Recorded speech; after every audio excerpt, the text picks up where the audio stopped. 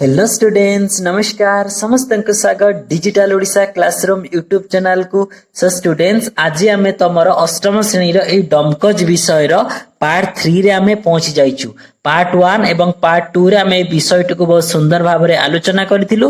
Part 3 रे चलो एबे आमे ए विषय रे थिबा समस्त प्रश्न उत्तर गुडी को आमे आलोचना करिला। माने वर्तमान आमे क्वेश्चन आंसर पाखरे बा प्रश्न उत्तर पाखरे पहुंची गलु। तो तमरो प्रश्न उत्तर रे दुईटा पार्ट रहिछि। गुटिया रहिछि कोन ना पाठ्य अंतर्गत, आउटे रहिछि पाठ्य बहिर्भूत।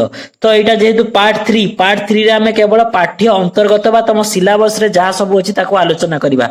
जो माने एही पाठ्य अंतर्गत परे पाठ्य बहिर्भूत ताको देखिबा चाहउचंती से माने एही डमकच रो पार्ट 4 को जदी देखिदेबो डिजिटल ओडिशा क्लासरूम रो साहित्य रो प्लेलिस्ट को जीवो एवं पार्ट 1 पार्ट 2 रे तमे विषय को बुझिबारे पाइबो। पार्ट 3 रे तमे पाठ्य अंतर्गत पाइबो एवं पार्ट 4 रे पाठ्य बहिर्भूत पाइबो। बुझि पालो समस्ते। चलो अब हमें क्वेश्चन को डिस्कस करिबा, आलोचना करिबा। कोन प्रश्न देछि ना निम्नलिखित प्रश्न गुडी कर ठीक उत्तर पाखरे हमें तारा चिन्ह बा स्टार मार्क देबा। तो पिला माने 1 नंबर प्रश्न कोन देछि ना साद्री भाषा केउ दुईटी भाषार सम्मिश्रण रे सृष्टि। यार आंसर कोन हबो ओडिया ओ हिंदी। एडी समस्त स्टार मार्क दबो। 2 नंबर प्रश्न देछि केउ मासरे जितिया पर्व पड़ी थाए। यार आंसर कोन हबो आश्विन मासरे जितिया पर्व पड़ी थाए। समस्त एइठारे स्टार मार्क देइ दबो। 3 नंबर प्रश्न देछि डमकच नृत्यटी केउ मासरु केउ मास पर्यंत पालन करा जाय। कोन हबो कार्तिक पूर्णिमा ठारू बाहुडा पर्यंत पालन करा जाय। समस्त एइठारे स्टार देई दबो। वर्तमान 4 नंबर प्रश्न देछि रांचीर लोक संगीत लेखकों को केउ गीत परि लागुतला। कोन हबो बौद्ध ज्ञान ओ दोहा। तापरे 5 नंबर प्रश्न देछि द्वितीय उषाटी कहार मंगल कामना पई किए पालन करछांती। कोन हबो एहार आंसर ना मा पुअर मंगल पई एही उषाटी करथाय। तो समस्त एठी आनिकी स्टार मार्क गुटिए देई दबो। वर्तमान आमे मिली मिसी जोड़ीबा पाखरे पहुंची गेल। गुटिए क स्तंभ देछि, गुटिए ख स्तंभ देछि। चलो आमे कोन करबा ना जोड़ीबा। प्रथम होछि 1 नंबर रे कोन लेखा हिछि ना जावा। जावार आंसर कोन हबो देखो एठी उदा बाली रे ज धान गहम हरड़ प्रभृतिर बिहन बतुरी गजा। तो समस्त कोन करबो 1 नंबर को आनिकी एही 4 नंबर सहित जोड़ी दबो। जानि पालो समस्त। तापरे कोन देछि 2 नंबर देछि कोन ना अंगनाई। अंगनाई कोन हबो एक गीत। तो 2 को आनिकी कोन करबो समस्त एही एक गीत सहित जोड़ी दबो। तापरे 3 नंबर कोन देछि ना कर्मा पर्व। कर्मा पर्व रे कोन हुए ना कर्मा गछर डाल को पूजा करा जाय। 3 को नेकी एइठारे समस्त जोड़ी दबो। तापरे 4 नंबर रे कोन देछि ना जितिया। जितिया कोन हबो ना अश्वत्थ गछर डाल पूजा हुए। एइठारु नेकी समस्त एइटा को जोड़ी दबो। जानि पारछो कि नै समस्त। तापरे 5 नंबर देछि कोन ना साद्री। साद्री कोन हबो ओडिया ओ हिंदी भाषा मिसामिसी। तो ए साद्री को नेकी ओडिया ओ हिंदी भाषा मिसामिसी पाखरे समस्त जोड़ी दबो। मिली मिसी ठीक उत्तर बाछंतु पाखरे पहुंची गले। एठी गुटे वाक्य देछि, तार दुईटी ऑप्शन बा उत्तर बोधक वाक्य देछि। ठीक उत्तर पाखरे हमें ठीक चिन्ह दबा। कोन देछि ना पर्वर 7-8 दिन पूर्वर उदा बाली रे जो धान गहम हरड़ प्रभृतिर बिहन बतुरी गजा होई सारिथिबो। एहार आंसर कोन हबो ना देखो ई कर्मा पर्व समय रे कर्मा डाल पुता हेबा परे जावा स्थापन कर जेटा जौआ हबनी जावा हबो। बुझि पारलो कि नै समस्त। तो एडी समस्त ठीक चिन्ह गुटिए देई दबो। तापर 2 नंबर कोन देछि ना रांची रो लोक संगीत कोन एही परी। एहार आंसर कोन हबो ना बौद्ध गान ओ दोहार संगीत परी। एइटारे समस्त टिक मार्क देई दबो। तापर कोन देछि ना ए पर्व भौणी करे भाईर मंगल पई। कोन हबो ना कर्मा पर्व पालन करा जाय। बुझि पालो समस्त। कर्मा पर्व भाई भौणी पई करे। पूर्णमिटु बाहुडा रथ जाके कोन हुए ना डमकच नृत्य हुए। समस्त एइठारे ठीक मार दबो। बुझि पारछो कि नै समस्त। एई डमकच नृत्य हुए बोले ठीक मार दबो। जानि पालो। वर्तमान हमें गद्यांशर चर्चा पाखरे पहुंची गेलु। कोन देछि निम्न रे पाठरु चयन करा जायथिबा गद्यांश को भलो भाबरे पढी निजर चिंताधारा को सांग मानक सह आलोचना करी लेख। देखो पिला माने वर्तमान गुटिए क नंबर ख नंबर प्रश्न देछि, दुईटी स्टेटमेंट देछि। समस्त जानि पारछो एटा लॉन्ग क्वेश्चन बा सरलार्थ। जो माने मोर प्रश्न उत्तर वीडियो गुडी को रेगुलर देखो से माने जानि सारथिबो या लॉन्ग क्वेश्चन। एहा को हमें एठारे डिस्कस करबा नै। एहार आंसर तमे एही वीडियो रो डिस्क्रिप्शन ले बहुत सुंदर भाबरे क प्रश्न तळे क रो उत्तर एवं ख प्रश्न तळे ख रो उत्तर एही वीडियो रो डिस्क्रिप्शन ले तमे माने पाइ जिवो। बुझि पालो समस्त। केवल एही विषय नै, तमे जे कोनोसी विषय रो सरलार्थ जतेबेले तमे तार आंसर खुजिबो ताकू सेही वीडियो रो तमे डिस्क्रिप्शन चेक करिवो। बहुत भलो भाबरे तमे पाइ जिवो। वीडियो तळे जो देखो सी मोर ऑप्शन अछि बा मोर ऑप्शन अछि ताकू क्लिक कले वीडियो डिस्क्रिप्शन खुल जिवो सेइठारे सरलार्थर उत्तर बहुत सुंदर भाव लिखा होईची। चलो एबे आमे विषयर चिंतन विषय रे आलोचना करिबा। माने विषयर चिंतन रे क नंबर प्रश्न कोन देइची ना कर्मा पर्व। ए पर्व भौणीकर भाईर मंगल पाई, नि संताना नारी माने पुत्र कामना पाई, कुमारी माने मनासंती भविष्यत। लेखकंक एही वाक्य गुड़िकरे कोन देखिबाकू पाउछ? तुम अंचल रे एभଳି किछि पर्व पालित हुए कि? सांगसाथी मानक सहित आलोचना कर लेख। एही वाक्य रे सब कोन देखिबाकू पाउछ? तुम अंचल रे एभଳି किछि पर्व पालित हुए कि नहीं? चलो आमे आलोचना करि लेखिबा। आम अंचल रे प्रथमाष्टमी पर्वटी अत्यंत स्वतंत्र भाबरे पालन करा जाय। एही दिन परिवारर ज्येष्ठ बा बड़ संतानर दीर्घायु एवं मंगल कामना करा जाय। मां माने निजर बड़ पुओ बा झियंकु नूतन वस्त्र पिंधाई षष्ठी देवी को पूजा करी पिठा एवं पूजा सामग्री सह आशीर्वाद प्रदान करती। जानी पालो समस्त वीडियो को पॉज करके यह को निज निज साहित्य खाता रे लिखि ने। ख नंबर प्रश्न कोन देइछि ना ऋतुर गुण को नै समयर मूड को नै स्वतंत्र धरण नृत्य स्वतंत्र धरणर संगीतर आवश्यकता ए अंचलर आदिवासी जानि नै पारिछि ना कोन? ऋतु अनुसार काहे की पर्व पालन हुए यह कोन आम संस्कृतिर परिचय? एमिति ऋतु भित्तिक किछि पर्व तुम अंचल रे पालित हुए कि ताहले क तुम अंचल जदी एई बेले किछि ऋतु भित्तिक पर्व पालन कराउछि ता विषय चलो आमे आलोचना करि लेखिबा। कोन बना ऋतु परिवर्तन सह प्रकृतिर समन्वय रक्षा करिबा पई ऋतु भित्तिक पर्व गुड़िक पालन करा जायथाय। यह आमर प्राचीन सांस्कृतिक परंपरा और प्रकृति प्रति कृतज्ञतार एक महान परिचय अटे। आम अंचल एही परंपरा को आधार करी नूतन फसल आगमन रे नुआखाई पर्व अत्यंत धूमधाम और निष्ठार सह पालित होइथाय। वर्तमान ग नंबर प्रश्न कोन देइछि? पालंती मध्य अन्य समस्ते जेउ माने जीवन को दुखर गंतागर न कही आनंदर उत्सव मने करती। लेखक एपरी कहिबार तात्पर्य कोन? पर्वपर्वाणी सुख और दुख को प्रकाश करे कि तुमे जहा चिंता करूछ लेख। चलो आमे लिखिबा। लेखकंक एही कथार तात्पर्य हेला मनीष जीवन केवल दुखर भंडार नुहे बरं यह आनंदर एक उत्स अटे। आदिवासी एवं साधारण लोके विभिन्न पर्वपर्वाणी नाच गीत माध्यम निजर दुख भूली जीवन को उत्सव मुखर करिथांती।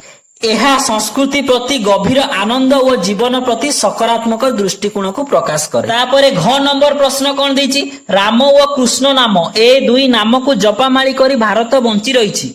भारतर अधिकांश पर्वपर्वाणी राम और कृष्णଙ୍କ जीवन धारा सहित जड़ित।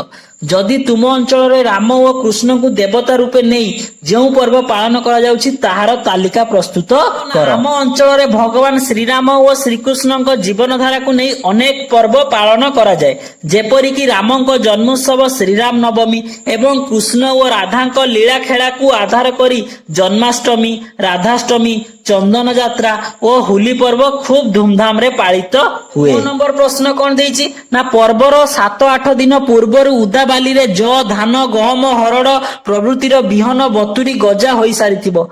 पर्व सहित शस्य और प्रकृतिर संपर्क को तुमे किपरि देख? एहीपरि शस्य और प्रकृतिर संपर्क को नहीं थिबा हेउथिबा एठी हबो पिला माने हेउथिबा पर्वपर्वाणीर नाम लेख। चलो आमे आलोचना करिबा। ना पर्वपर्वाणी सहित शस्य और प्रकृतिर संपर्क ओतप्रोत भावे जड़ित। प्रकृतिर परिवर्तन तथा फसल अमल को नहीं मनीष कृतज्ञता जणाइबा पई एही पर्व गुड़िक पालन करिथाय। एही संपर्क को आधार करी कृषि कार्यर शुभारंभ पई अक्षय तृतीया, फसल अमल पर कृतज्ञता जणाइबा को नुआखाई आदि पर्व पालन करा जाय। आमे अनुमान और कल्पना पाखरे पहुंची गलु। क नंबर प्रश्न कोन देछि? मयूरभंज, सढेईकला, खरसुआ, सिंहभूमिर दक्षिणांश अर्थात रांची अंचल। कल्पना कर तुमे रांची अंचल रे अछ, तुमे सेठारे की कार्य करि परिबो? धरा जाऊ तमे रांची अंचल रे अछ, तमे सेठारे की कार्य करि परिबो? चलो आमे अनुमान करी लेखिबा। मु वर्तमान रांची अंचल रे थाई सेठाकार समृद्ध सांस्कृतिक परंपरा विशेष करी स्थानीय लोककला आदिर प्रसार पई कार्य करिबी। एहा सह आदिवासी जनजीवन सेमानंक पर्वपर्वाणी एवं प्रकृति सह जड़ित पारंपरिक ज्ञान कौशल को लोकलोचन को आनिबा पई प्रयास जारी रखिबी। नंबर प्रश्न कोन देछि? सेइठु नाच झियो पुओ समस्त एकाठी। कल्पना कर तमे सेही नाच स्थान रे अछ, वाद्य बाजुछि, तुमे वाद्य को सुनी कोन अनुभव करूछ लेख। सेही नाच ओ वाद्यर ताल सांग को चमत्कार स्वर सुनी मोर मन प्राण आनंद रे नाची उठितिला। यह केवल एक संगीत नुहे बरं आदिवासी जनजीवनर स्पंदन, ମାଟିର ମହକ ଏବଂ ସେମାନଙ୍କ ସାଂସ୍କୃତିକ ପରମ୍ପରାର ଜୀବନ୍ତ ପ୍ରତିଫଳନ ବୋଲି ମୁଁ ଅନୁଭବ କରିଥିଲି। ବୁଝିପାରିଲ ସମସ୍ତେ। 9 ନମ୍ବର ପ୍ରଶ୍ନ କଣ ଦେଇଛି? କଳ୍ପନା କର ତମେ ଡମକଚ ନୃତ୍ୟ ହେଉଥିବା ସ୍ଥାନରେ ଠିଆ ହୋଇ ନୃତ୍ୟ ଉପଭୋଗ କରୁଛ, ତାହା କିପରି ଲାଗିଲା ଉଲ୍ଲେଖ କର। ଡମକଚ ନୃତ୍ୟ ହେଉଥିବା ସ୍ଥାନରେ ଠିଆ ହୋଇ ସେହି ଚମତ୍କାର ନାଚ ଉପଭୋଗ କରିବା ସମୟରେ ମାଦଳ ଓ ଢୋଲର ତାଳ ମୋତେ ସମ୍ପୂର୍ଣ୍ଣ ବିମୋହିତ କରିଥିଲା। ସେହି ଉତ୍ସବ ମୁଖର ପରିବେଶ ଏବଂ ନର୍ତ୍ତକ ନର୍ତ୍ତକୀ ମାନଙ୍କର ଉତ୍ସାହ ମୋ ମନ ପ୍ରାଣକୁ ଅପାର ଆନନ୍ଦରେ ଭରି ଦେଇଥିଲା। ମାନେ ଘ ନମ୍ବର ପ୍ରଶ୍ନ କଣ ଦେଇଛି ନା କଳ୍ପନା କର ତୁମକୁ ପାହାଡ ଘେରା ବଣ ଜଙ୍ଗଲର ପ୍ରକୃତି କୂଳରେ ବୁଲିବାକୁ କିପରି ଲାଗିଥାଏ, ତାହା ଲେଖ। ପାହାଡ ଓ ସବୁଜ ବନାନୀରେ ଘେରା ପ୍ରକୃତିର କୂଳରେ ବୁଲିବା ମୋତେ ଅପୂର୍ବ ଶାନ୍ତି ଓ ଖୁସି ଦେଇଥାଏ। ଚାରିଆଡର ନୀରବତା, କଳକଳ ନାଦ କରୁଥିବା ଝରଣା ଏବଂ ଶୁଦ୍ଧ ପବନ ମୋ ମନ ଓ ପ୍ରାଣକୁ ସତେଜତାରେ ଭରି ଦେଇଥାଏ। ଆମେ ସଂଳାପ ଲେଖ ପାଖରେ ପହଞ୍ଚିଗଲୁ। କ ନମ୍ବର ପ୍ରଶ୍ନ କଣ ଦେଇଛି? ଆପଣଙ୍କ ଅଞ୍ଚଳରେ ସାଧାରଣତଃ କୋଉ ମାସରେ ନାଚ ଗୀତ ଚାଲେ? କରଞ୍ଜିଆ ଉପରେ ଲେଖକ ଏବଂ ଅଧ୍ୟାପକ ରଥଙ୍କ ମଧ୍ୟରେ ହୋଇଥିବା କଥା ଆଧାରରେ ଏକ କାଳ୍ପନିକ ସଂଳାପ ଲେଖ। ଚାଲ ଆମେ ଏବେ ଏକ କାଳ୍ପନିକ ସଂଳାପ ଲେଖିବା। ସଂଳାପଟି କଣ ହବ? ପ୍ରଥମେ କଣ ହବ? ଲେଖକ ହାଇପେନ ଗୁଟିଏ ଦେଇକି ଲେଖିବ କଣ? ଆପଣଙ୍କ ସିଆଡେ ସାଧାରଣତଃ କେଉଁ ମାସରେ ନାଚ ଗୀତ ଚାଲେ? ତାପରେ ଅଧ୍ୟାପକ ରଥ କେଉଁ ମାସ? 12 ମାସ, ବର୍ଷକ 12 ମାସ ନାଚ ଗୀତ। ତାପରେ ଲେଖକ କଣ କହୁଛନ୍ତି ନା ତେବେ କଣ ଋତୁ ଓ ସମୟକୁ ଦେଖି ଏଠାରେ ସ୍ୱତନ୍ତ୍ର ଧରଣର ନୃତ୍ୟ ଓ ସଙ୍ଗୀତର ଆବଶ୍ୟକତା ପଡେ? ଅଧ୍ୟାପକ ରଥ ଠିକ। କାର୍ତ୍ତିକ ପୂର୍ଣ୍ଣିମାରୁ ବାହୁଡା ଯାଏ ଡମକଚ ଏବଂ କାର୍ତ୍ତିକ ପୂର୍ଣ୍ଣିମା ଯାକେ ଅଙ୍ଗନାଇ ଓ ଝୁମର ନାଚ ହୁଏ। ଖ ନମ୍ବର ପ୍ରଶ୍ନ କଣ ଦେଇଛି? ଏହାକୁ ଖାଲି ଆଦିବାସୀ ଅର୍ଥାତ୍ ହୋ ମୁଣ୍ଡା ଓରାଙ୍ଗ ମାନେ ପାଳନ୍ତି ନାହିଁ, ପାଳନ୍ତି ମଧ୍ୟ ମହାନ୍ତ ମାନେ। ଏହି ସଂଳାପ ପରି ଲେଖକ ଓ ତୁମ ମଧ୍ୟର ଆଦିବାସୀ ମାନେ ପାଳନ କରୁଥିବା ଏକ ପର୍ବକୁ ନେଇ କାଳ୍ପନିକ ସଂଳାପ ଲେଖ। ଚାଲ ଆମେ ଲେଖିବା। ଲେଖକ ଏ କର୍ମା ପର୍ବ କେବଳ ଆଦିବାସୀ ମାନେ ପାଳନ କରନ୍ତି କି? ମୁଁ ନା, ଏହାକୁ କେବଳ ଆଦିବାସୀ ମାନେ ନୁହଁ, ମହାନ୍ତ ମାନେ ମଧ୍ୟ ପାଳନ କରନ୍ତି। ଲେଖକ ଆଚ୍ଛା, ସେମାନେ ଏହାକୁ କାହିଁକି ପାଳନ କରନ୍ତି? ମୁଁ ଆନନ୍ଦର ଉତ୍ସବ ଭାବେ ଏହାକୁ ସମସ୍ତେ ମନେ କରନ୍ତି। ଲେଖକ ବାଃ, ବର୍ଷ ସାରା ଏମିତି ପର୍ବ ପାଳି ସେମାନେ ଖୁସିରେ ରୁହନ୍ତି ତ? ମୁଁ ହଁ, ଜୀବନର ଦୁଃଖ ଭୁଲି ସମସ୍ତେ ମିଶି ଏହି ପର୍ବ ମନାନ୍ତି। ଆମେ ଟିଏ ଏବଂ ମାନେର ପ୍ରୟୋଗ ପାଖରେ ପହଞ୍ଚିଗଲୁ। ଦେଖ ଲେଖା ହେଇଛି କଣ? କୁମାରୀ ମାନେ ମଧ୍ୟ ନିଜର ଭବିଷ୍ୟତ ମନାସନ୍ତି। କରମା ଗଛର ଡାଳଟିଏ ବଣରୁ ଅଣା ହୋଇ ପୋତା ହେବ। ଏଥିରୁ ଆମେ କଣ ଜାଣିଲେ? ମାନେ ପ୍ରୟୋଗ ଦ୍ଵାରା କଣ ବହୁ ବଚନକୁ ସୂଚାଉଥାଏ ଏବଂ ଟିଏ ପ୍ରୟୋଗ ଦ୍ଵାରା ଏକ ବଚନକୁ ସୂଚାଉଛି। ବର୍ତ୍ତମାନ ଦେଖ କିଛି ପ୍ରଶ୍ନ ଦେଇଛି, ତାର ଉତ୍ତର ମୁଁ ଅଲରେଡି କୋଉଠି ମାନେ କୋଉଠି ଟିଏ ଲାଗିବ ଅଲରେଡି ପୂର୍ବରୁ ଲେଖିଦେଇଛି। ଚାଲ କେବଳ ଆଲୋଚନା କରିବା। 1 ନମ୍ବର ପ୍ରଶ୍ନ କଣ? ଲୋକ ଡ୍ୟାଶ ସାଧୁ ସନ୍ଥ ବାଣୀକୁ ଶୁଣିବାକୁ ଭଲ ପାଆନ୍ତି। ତ କଣ ହବ ନା ଲୋକମାନେ ସାଧୁ ସନ୍ଥ ବାଣୀକୁ ଶୁଣିବାକୁ ଭଲ ପାଆନ୍ତି। ତାପରେ କଣ ହବ ନା ଗଛଟିଏ ଲଗାଇବା। ତାପରେ କଣ ହବ? 3 ନମ୍ବର ଖେଳାଳି ମାନେ ପଡିଆରେ ଖେଳୁଛନ୍ତି। ତାପରେ 4 ନମ୍ବର କଣ ହବ? ଗଛ ଡାଳରେ ପକ୍ଷୀଟିଏ ବସିଛି। ତାପରେ 5 ନମ୍ବର କଣ ହବ ନା କଥାଟିଏ କହୁ କଥାଟିଏ। ଭାବନାକୁ ଚିହ୍ନିବା ପାଖରେ ପହଞ୍ଚିଗଲୁ। ବର୍ତ୍ତମାନ ଦେଖ କରୁଣା, ଭକ୍ତି, ଶାନ୍ତି, ଶ୍ରଦ୍ଧା ଏଇଭଳି ବିଭିନ୍ନ ପ୍ରକାର ଭାବନା ଦେଇଛି। ତାପରେ କିଛି ଷ୍ଟେଟମେଣ୍ଟ ଦେଇଛି, କୋଉ ଭାବନା ଏଠାରେ ପ୍ରୟୋଗ ହଉଛି ଆମେ ଲେଖିବା। ମୁଁ ଅଲରେଡି ପୂର୍ବରୁ ଲେଖିଦେଇଛି, ଆମେ କେବଳ ଆଲୋଚନା କରିବା। କଣ ଦେଇଛି ନା ସ୍ତ୍ରୀ ଲୋକମାନେ ଏ ଯାୱାକୁ ମନେ କରନ୍ତି ଅତି ପବିତ୍ର, ଗଭାରେ ଖୋସନ୍ତି, ବାହୁରେ ବାନ୍ଧନ୍ତି, ନାଚ କରୁଥାନ୍ତି। ମାନେ କଣ? ଏଟା କଣ? ଶ୍ରଦ୍ଧା ଏବଂ ଭକ୍ତି। ବୁଝିପାରୁଛ? ସେହିପରି 2 ନମ୍ବର କଣ ଦେଇଛି ନା ସେ ତାଳ ଆଉ ଧ୍ୱନି ଲୟରୁ ରାମ ନାମ ଶୁଣି ମନ ପବିତ୍ର ହୋଇଗଲା। ଏଥିରେ କଣ ଅଛି? ଭକ୍ତି ଏବଂ ମନ ପବିତ୍ର ହୋଇଗଲା। କଣ? ମନକୁ ଶାନ୍ତି ମଧ୍ୟ ମିଳୁଛି ଆଉ ଭଗବାନଙ୍କ ପ୍ରତି ଭକ୍ତି ଅଛି, ତେଣୁ ଭକ୍ତି ଓ ଶାନ୍ତି ହବ। ବୁଝିପାରିଲ ସମସ୍ତେ? 3 ନମ୍ବର ପ୍ରଶ୍ନ କଣ ଦେଇଛି ନା ଋତୁର ଗୁଣକୁ ନେଇ, ସମୟର ମୁଡକୁ ନେଇ ସ୍ୱତନ୍ତ୍ର ଧରଣର ସଙ୍ଗୀତର ଆବଶ୍ୟକତା ଏ ଅଞ୍ଚଳର ଆଦିବାସୀ ଜାଣି ନେଇ ପାରିଛି ନା କଣ? ଏଥିରେ କଣ ଅଛି? ଭାବ ଅଛି ନା ଆଶ୍ଚର୍ଯ୍ୟ? ତାପରେ କଣ ଅଛି? ଏହାକୁ ଚାଙ୍ଗୁଡିରେ ରଖି ଅତି ସୁନ୍ଦର ଭାବେ ସଜାଇ ଦିଅନ୍ତି ବଣ ଫୁଲରେ, କାକୁଡି ଜହ୍ନି ଫୁଲର ଗଜଳା ମାଳରେ। ଏଇଟା କଣ ହବ ନା ସନ୍ତୋଷ ଏବଂ ଶ୍ରଦ୍ଧା ଅଛି। ତାପରେ 5 ନମ୍ବର କଣ ଦେଇଛି? ହଁ ହଁ, ଏ ପର୍ବ ମା କରେ ପୁଅ ପାଇଁ। ଏଥିରେ କୋଉ ଭାବନା ଅଛି ନା ପ୍ରେମ ଭାବନା ଅଛି। ବୁଝିପାରିଲ ସମସ୍ତେ? ଆମେ କାଳର ପରିଚୟ ପାଖରେ ପହଞ୍ଚିଗଲୁ। ଦେଖ କିଛି ଷ୍ଟେଟମେଣ୍ଟ ଦେଇଛି, ସେଇଟା 3ଟି କାଳରୁ ବର୍ତ୍ତମାନ, ଅତୀତ, ଭବିଷ୍ୟତରୁ କୋଉ କାଳର ଅଛି ଆମେ କେବଳ ଆଲୋଚନା କରିବା। ଆମେ ପୂର୍ବରୁ ଯେପରି ଆଲୋଚନା କରିଥିଲେ ଛ ଛା ଛି ଥିଲେ ବର୍ତ୍ତମାନ, ଲ ଲା ଲି ଥିଲେ କଣ ଅତୀତ, ବ ବା ବି ଥିଲେ ଏଗୁଡାକ କଣ ଭବିଷ୍ୟତ କାଳ। ଏଗୁଡାକ ସବୁ ଆମେ ଅଲରେଡି ପୂର୍ବରୁ ଆଲୋଚନା କରିଛୁ। ଚାଲ ଆମେ କେବଳ ଏହାର ଉତ୍ତର ଆମେ ଆଲୋଚନା କରିବା। 1 ନମ୍ବର କଣ ଦେଇଛି ନା ହୃଦୟ ବିଗଳିତ ହୋଇଗଲା। କଣ ହବ ନା ଅତୀତ କାଳ। ରାତିରେ ମାଦଳ ଶୁଣିବେ, ଏଟା କଣ ହବ ନା ଭବିଷ୍ୟତ କାଳ। ପୂଜା କାକୁଡିକୁ ଧରି ଝିଅ ମାନେ ଉଠନ୍ତି, କଣ ହବ ନା ବର୍ତ୍ତମାନ କାଳ। ତାପରେ ଆଶ୍ଵିନ ମାସରେ ରେ ପଡିବ ଜିତିଆ पर्व एथिरे कोन हबो ना भविष्यत काल अध्यापक रथ आखि बुझी भाबी बसिचंदी एटा कोन हबो ना वर्तमान तापर जदुपति नटवर बाट उगाळिचंदी एटा कोन हबो ना वर्तमान सो पिला माने वर्तमान में पत्र रचना पाखरे पहुंची जाइछु देख वर्तमान एटी पत्रर विशेषत्व देइछि आ पत्रर उदाहरण देइछि वर्तमान से कोन कहिछि पत्रर विशेषत्व सहित कोन उदाहरणर संपर्क अछि ताकू तमे रेखा माध्यम रे जुडो एटी जदि रेखा माध्यम रे हमें जुडिबा पूरा मिसि जिवा हमें किछि जानि परिबा नै तेनु मु कोन करछि एपटे 1 2 3 4 5 6 7 8 थिला एपटे मु कोन करछि इंग्लिश रे 1 2 3 4 5 6 7 8 पर्यंत कर देइछि एवं ताकू मु ऑलरेडी जुडी देइछि चलो हमें आलोचना करबा एक नंबर रे कोन अछि ना व्यक्ति भित्तिक एही पत्ररे लेखक निजर विचार अनुभव एवं मन भावना को प्रमुख रूपे ग्रहण करथांती यार आंसर कोन हबो इटा देखो एक को मु 6 सहित जोड़ीची माने एटा मते करंजियार समाचार लेखिबा को बड़ आनंद लागे बुझी पालो से समस्ते सेही भली 2 को का सहित हबो ए जो जुगाजग भित्तिक कोउटा हबो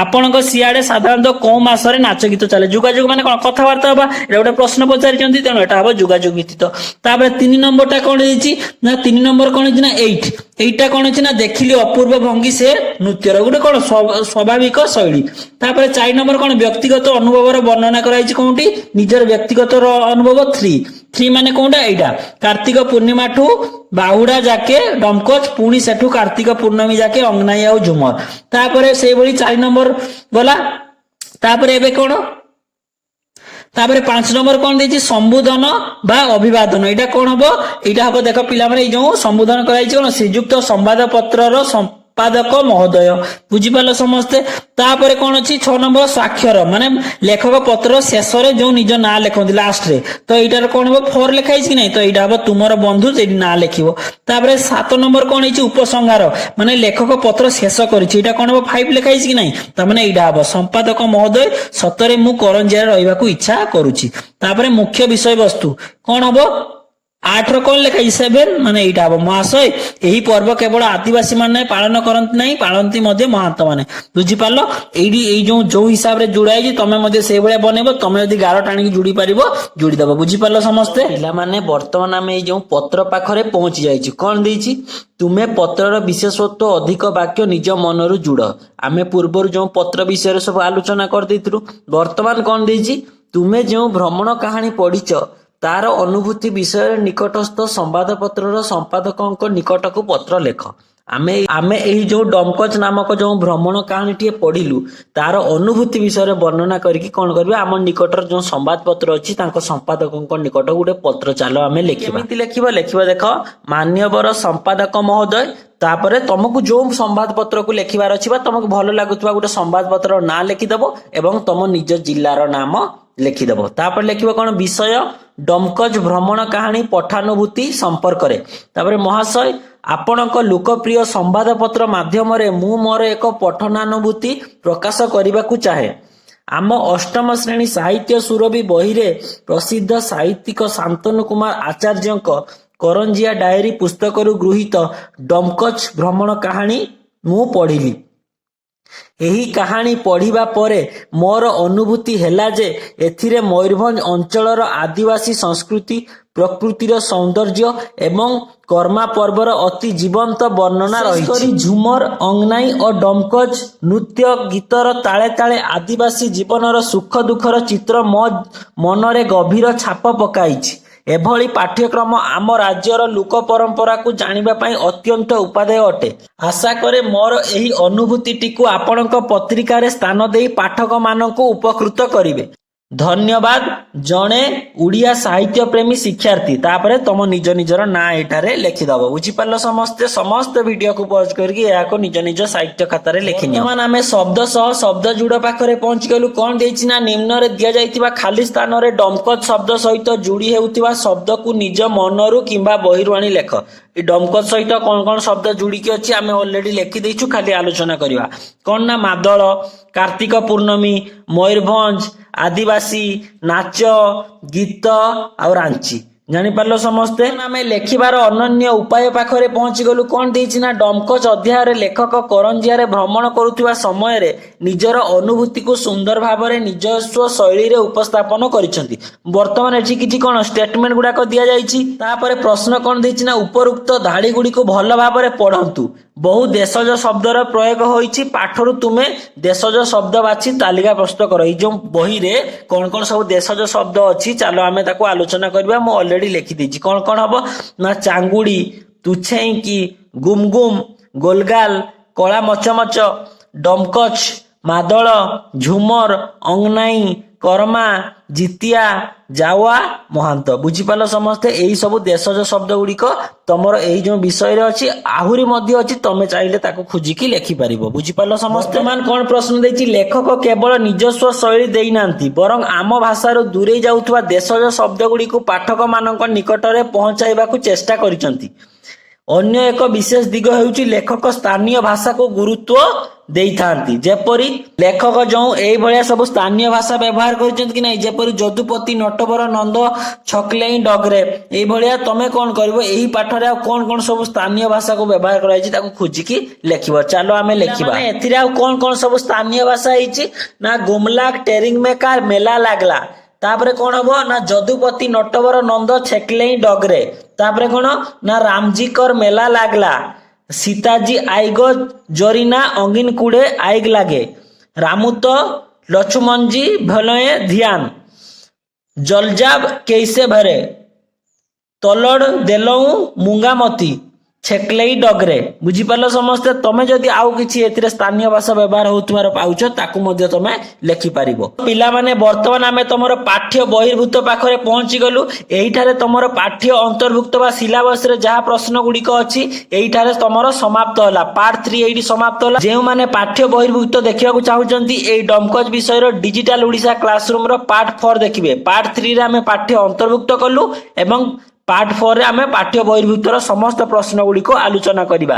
ସମସ୍ତେ ଏହି ଅଷ୍ଟମ ଶ୍ରେଣୀର ତମର ଡିଜିଟାଲ ଓଡ଼ିଶା କ୍ଲାସରୁମ ର ସାହିତ୍ୟ ସୁରଭି ନାମରେ ଗୋଟେ ପ୍ଲେଲିଷ୍ଟ ବନାଇକି ଅଛି। ଏଇଥିରେ ପ୍ରଥମରୁ ପୁରା ଆସ ଉତ୍କଳୀୟ ପାଖରୁ ସମସ୍ତ ବିଷୟର ଆଲୋଚନା ଏବଂ ପ୍ରଶ୍ନୋତ୍ତର ଗୁଡିକ ସେଇ ପ୍ଲେଲିଷ୍ଟରେ ଅଛି। ସମସ୍ତେ ଯାଇକି ସେ ପ୍ଲେଲିଷ୍ଟକୁ ପ୍ରଥମେ କମ୍ପ୍ଲିଟ କର। ଆଜିର କ୍ଲାସ ଏଇଠି ସରିଲା। ଯଦି ତମକୁ କ୍ଲାସଟି ଭଲ ଲାଗିଥିବ ସମସ୍ତେ ଭିଡିଓକୁ ଲାଇକ୍ କର ଏବଂ କେତେବେଳେ କୋଉ କ୍ଲାସ ଅପଲୋଡ ହେଉଛି ତାର ଯଦି ନୋଟିଫିକେସନ ପାଇବାକୁ ଚାହୁଁଛ ସମସ୍ତେ ଡିଜିଟାଲ ଓଡ଼ିଶା କ୍ଲାସରୁମ ୟୁଟ୍ୟୁବ ଚ୍ୟାନେଲକୁ ସବସ୍କ୍ରାଇବ କର। ଆଜିର କ୍ଲାସ ଏଇଠି ସମାପ୍ତ ହେଲା। ସମସ୍ତଙ୍କୁ ବହୁତ ବହୁତ ଧନ୍ୟବାଦ। Thank you.